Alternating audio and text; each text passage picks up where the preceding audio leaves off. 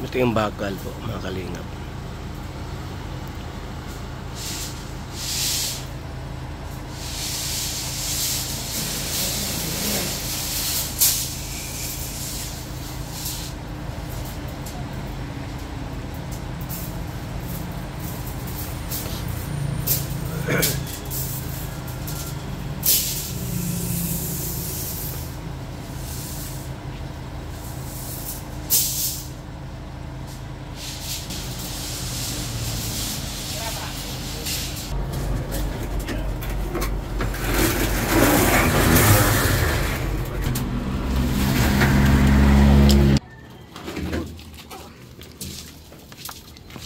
Yan po, punta kami kina Mikaela,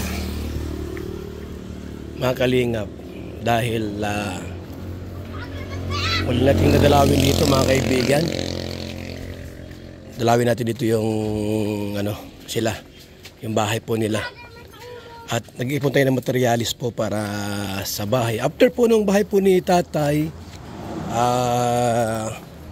Miguel, ito ang next. Kasi hindi pwedeng sabay-sabay po, mga kalingap. Hindi pwedeng sabay-sabay po.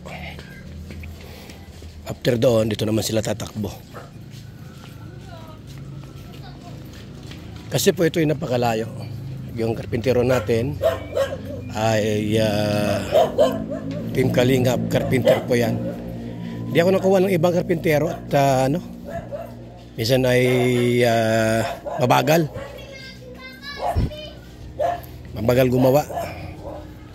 Buti yung sariling atin po, mga kalingap. Para sureball. So ito yung mga bakal pa. Another bakal pa po na gawin mo na doon. Tigas. Ayan. Hoy, si Mikaela. Akala ko may pasok ka. Wala pong pasok ngayon. Walang pasok mo niyan. Wala na pasok sila Mikaela po. Ay, tamang-tama, nandito kami. Akala ko may pasok ay.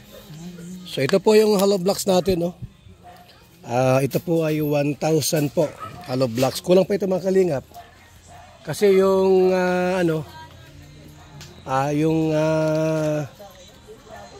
kay Tatay Miguel po ay inabot ng 1,500.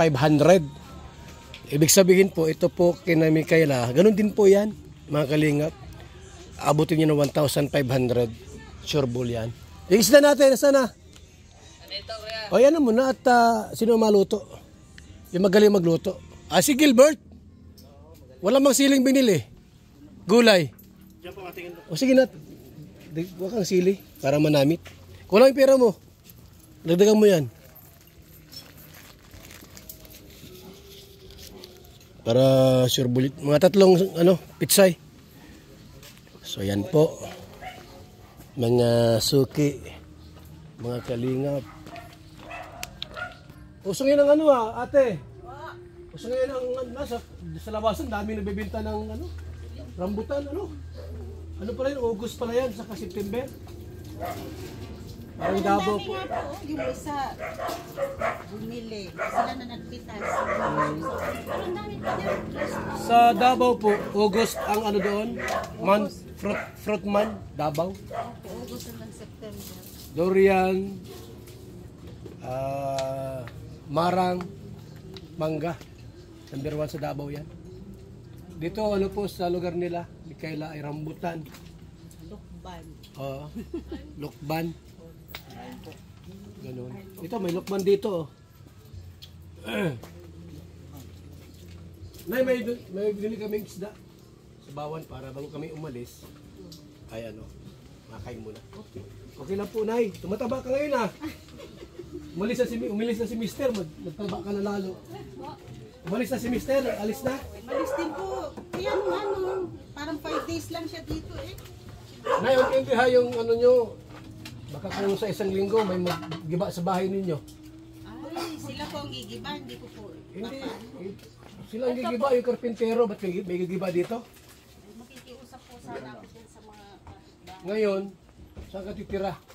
doon, kinabyanan po. Unti-unti na kayo maglipat Sabi ko. sa isang linggo. Kasi gigibain na ito alisin kasi itong mga mga pakinabangan pa, itatabi naman yan. Pag ibang magiba ba kung basta lang gigibain. Di next week po, Kuya Ban. Yung sangkalan. Pupunta pa kami dito para ipaalam sa inyo. Okay, sir. So, gibayin to lahat. May aso, pwede pumasok. Pagdating ka niyan. Yan nilagay ni GM at lagi. Ay, ako na. Ang bahay nila. Actually, bulok na po yan sa labas. Mga kalingap.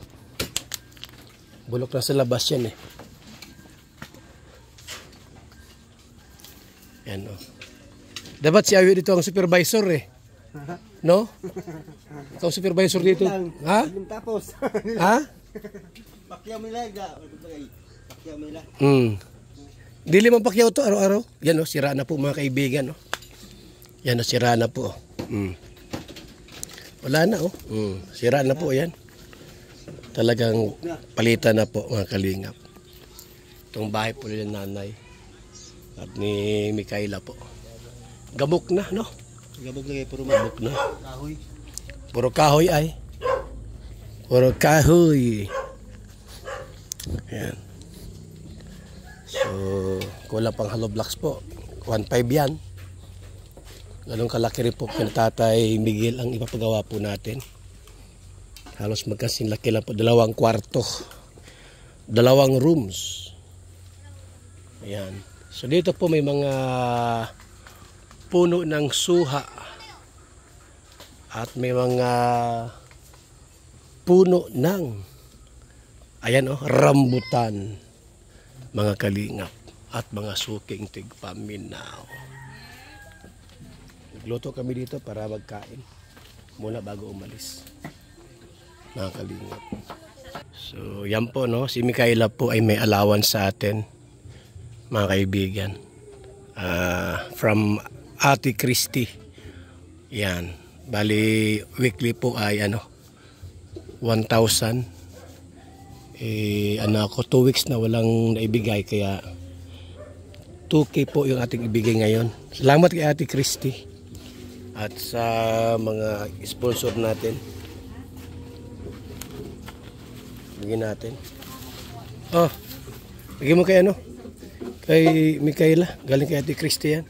Mikaela. Punta ka rito at may blessings ka galing daw kay Ang lang yan sa school. Ang baon-baon mo. Thank you po. Yan. Thank you po, Ate Christy. Yan. May pangbaon po. Hindi na po mga problema si mama sa pambaon. Di na.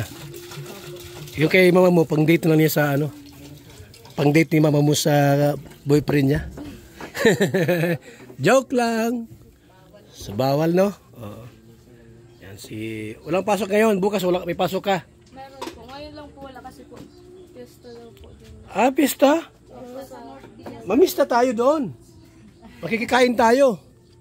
Pero the best pa rin ang ulam po natin, isdang sariwa. Tapos may kaning mga kalingap. Suha. Buongon. Saan galing tubig yan? Baka galing sa balon yan. Oh. Yung tubig saan galing? Sa balon? Hindi po, iniigib po namin doon. May kinukuhanan po talaga kami. Akala ko galing sa balon. Ay, hindi po kami kumukuha. Ay, hindi. Wag dyan. So, galing yan sa Iniigiban po namin yan doon. sa gripo. Doon sa gripo po. See, very good. Okay yan, pag gripo. Kasi pag balon may baki. Po, hindi po kami kumukuha ng pansabaw sa balon. Kasi pag balon may baki po, parang yung langoy. Ilang baki? 5. Siyempre matai, maihi. Di, makakain mo yung mainom mo yung ihi ng baki. Buti kung running water yan. Ayan po mga kalingap, salamat po sa inyong walang sawang suporta. At maluto muna kami dito bago umalis. Kakain muna kami, alas 12 na po kasi Ayan 11:30 na. Pupunta pa namin sa Badal Paas. Kasi yung bahay niya po ginagawa ngayon. Para makalipat na po sila. Mga kalingap. Ayan. Sarap ng ulam natin, isda. Isdang sariwa. Makita silang kalamansi. Ayan. May kalamansi dito, te? Ayun. May kalamansi pala rito. Ay, maganda pag may kalamansi. Ayan. So yan po mga kalingap, kami po nandito ngayon sa Bilyasar. Sipokot to. Sipokot. Sakop po ng Sipokot, Camarines Sur ito mga kalingap. Hindi ito Cam Norte ha, hindi ito Camarines Norte, ito ay Camarines Sur. Malapit sa Naga, 1 hour na lang Naga na. Ay wala nang 1 hour, ano lang 45 minutes Naga na po. Ayan po mga kaibigan. At nangunguha yung ating kasama doon ng rambutan. Oh. Nangunguha ng rambutan. Sila GP, sino pa? Si Kalingap Awi, nangunguha ng rambutan. Oh. Yan oh.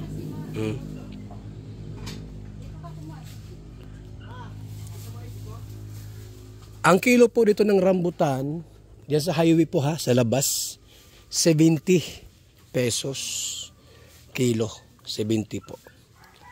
Medyo mahal pa ngayon po mga kalingap. Kasi naabot yan ng 40 per kilo. Pagka marami talaga. Pag maramihan po talaga, ganon. Pero ngayon po medyo mahal, 70.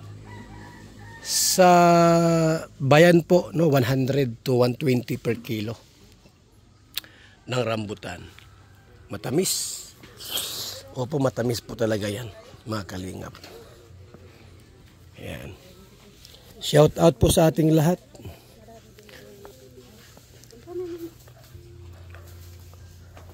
Good morning sa ating lahat. Yan. Yan, nagugulay tayo. Gulay tayo. Isda po, hindi karne. Isda lang muna tayo kasi mas masarap ang isda. Walang high blood. Hindi ka magkakasakit ng high blood. Wag lang maraming kanin. Ano yan, sir?